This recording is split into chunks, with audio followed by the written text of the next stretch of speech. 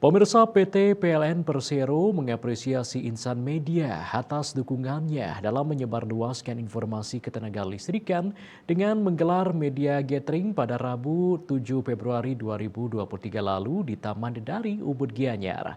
Kegiatan tersebut juga dilaksanakan dalam rangka menyambut Hari Pers Nasional yang diperingati setiap 9 Februari.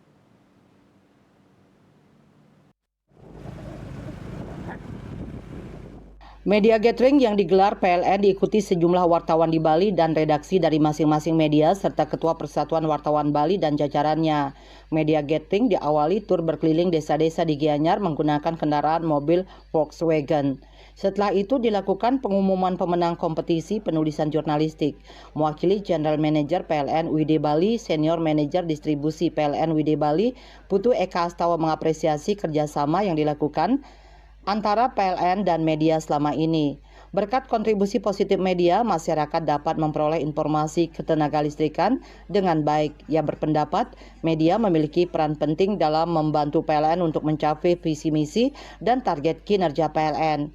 Media sangat berperan terutama dalam menyampaikan produk dan layanan PLN. PLN sebagai perusahaan penyedia jasa ketenagalistrikan saat ini sedang tumbuh dan bertransformasi untuk memberikan layanan terbaik kepada pelanggan. Melalui berbagai program, PLN hadir untuk mendukung pembangunan dan meningkatkan perekonomian masyarakat Bali.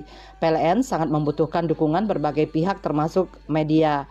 Eka Astawa berharap kegiatan ini dapat semakin mempererat sinergi yang telah dibangun selama ini sehingga tetap solid dan harmonis karena kepentingannya tak hanya bagi PLN namun juga bagi masyarakat.